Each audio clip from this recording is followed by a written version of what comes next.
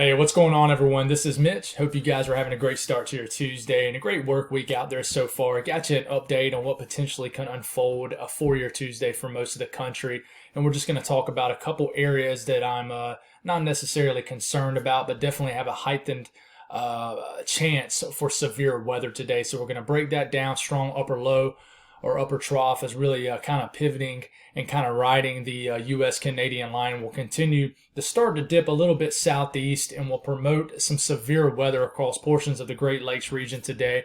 And then tomorrow, there might be a little bit more of a heightened risk of severe weather across areas of the Ohio Valley. We'll talk about that also getting into maybe this evening or tomorrow morning. I know the evening videos have been few and far between. I've just been taking advantage of this very slow period we're in and really just not double downing on my videos too much, and don't just want to repeat myself over and over again. But I might drop one this evening.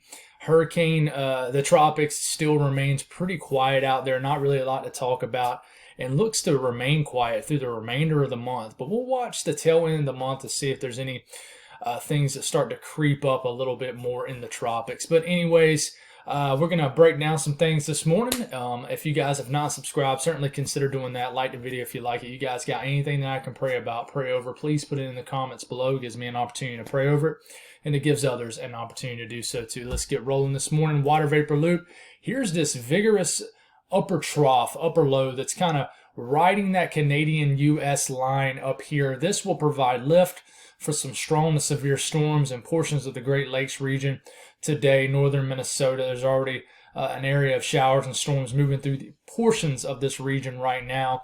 And then you have a little bit of convection activity down here in the south right now. But in general, I think the epicenter for any strong to severe storms will be in this area today. But it's just that time of the year here in the southeast where you could certainly still have some strong storms around. For example, my area here in central South Carolina yesterday, it was what we call a general risk day, where it's not even a marginal risk, which is a level 1 out of 5. There really wasn't even a high chance for any severe weather, but we had a severe thunderstorm warning here in central South Carolina, and it actually ended up being one of the most photogenic storms of the year. So even though you don't have a risk for severe weather, you can certainly still see a strong to severe storm in the summertime, especially if you're in the south or really any part of the country. And here it is.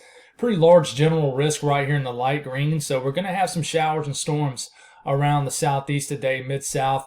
But up here will be the biggest threat region for severe weather. You got a slight risk up here for northern Minnesota, northern Wisconsin, and northern areas of Michigan. So Marquette, Duluth, maybe Green Bay area could see some severe weather. I'm expecting this to not be very widespread, and we'll talk about that here in a second. But certainly any storms that get going in this area will have a tornado threat, very small tornado threat, just a 2% chance of a tornado, 25 miles in any given location. The wind threat will be there, 15% risk of winds pushing 50 knots or higher, that is 55 to 60 miles per hour. And then there will be a hail threat today. So basically in the same area, 15% chance to see hail 1 inch in diameter or larger and 25 miles in any given point in this yellow area. So we'll watch out for that today. Excessive rainfall outlook, any worries about flooding? Well, just a marginal risk in 3 different areas. Monsoon season still kicking and going strong here in the southwest. And then just where these storms can move over these areas, you could have some flash flooding. And you can always have flash flooding in any kind of shower or storm that develops here in the southeast in the summertime, especially if it's one of those pulse storms and kind of explodes and just doesn't really move and stays stationary over one area. Sometimes it can drop 1 to 2 inches of rain in under 45 minutes, and that can cause flooding for a lot of folks. So moving on through watches and warnings. A very, very, very hot day across the south central U.S. Oklahoma, almost the entire state, but 3 counties. In fact, everybody in Oklahoma except the panhandle of Oklahoma has an excessive heat warning today. The only difference today is this upper trough is moving through, so therefore it's creating a little bit more cooler air for these for the north central U.S. So the heat advisories don't extend as far north today. But I tell you what, you got the red flag warnings also in the lighter pink right here. So dry conditions combined with actual air temperatures, not just the heat index, the actual air temperature is getting well over 100 degrees, even over 105 in some areas it'll push over 110 degrees. The air temperature, not the heat index, the air temperature will push over 110 degrees in certain areas today. So excessive heat warnings all the way into Memphis, into the western counties of Tennessee, even a few northwest counties of Mississippi, and a large chunk of Arkansas and some northern counties of Louisiana. And the orange is the heat advisories.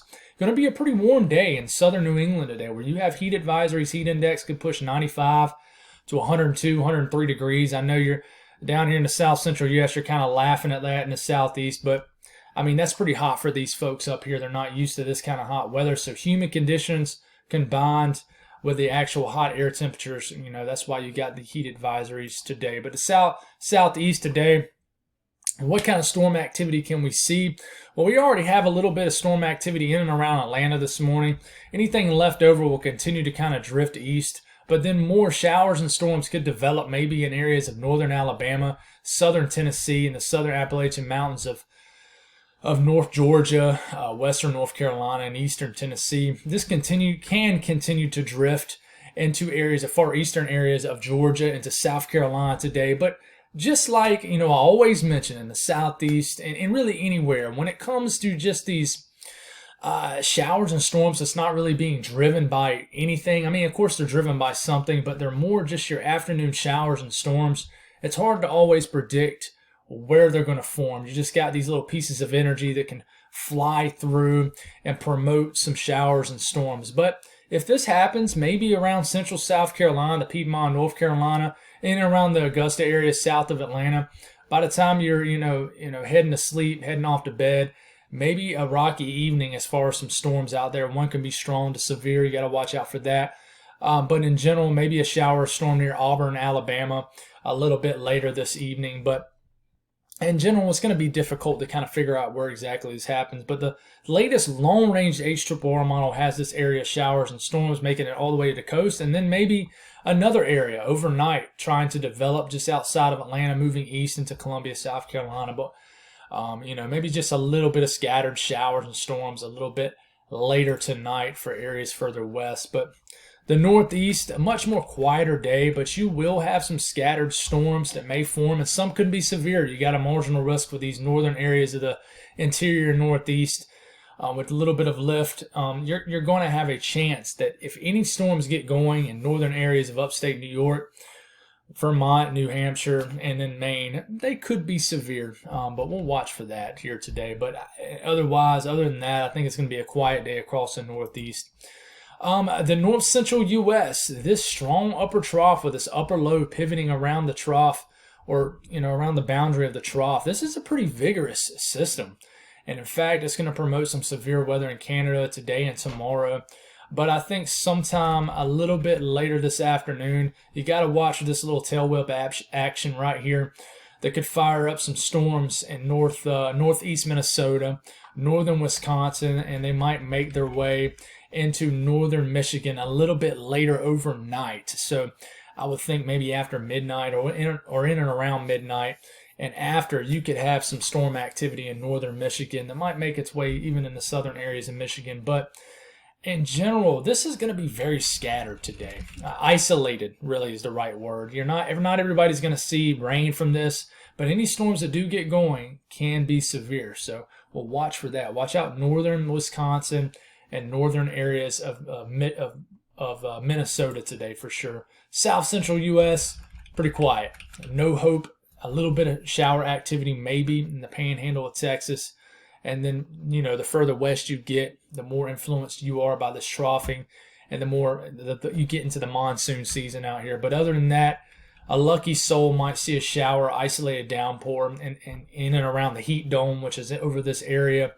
But in general, when you're right under the influence of these heat domes, you got sinking air, and convection needs rising air to really fire up any kind of downpours or storms or anything. So we're just going to be quiet and very hot, very, very hot. And in fact, this is how hot you could potentially get by the HRRR model. And I'll lean towards this model. I could see it getting this hot today. Dallas-Fort Worth, over 105 degrees a day. I would say 85-90% of Texas gets over 100 degrees a day. Oklahoma City, pushing 110 today. Little Rock and probably getting close to 105 today. Shreveport 103, 102, and even getting all the way up into Columbia, Missouri, maybe 100 degrees. Southern sections of Missouri very hot, especially the further west and southwest you get. Kansas very hot today. Most of the state getting over 100 degrees. Some areas pushing 105, 110 degrees. And then Mississippi. I mean, even western areas of Tennessee, very hot today, up into the mid to upper 90s.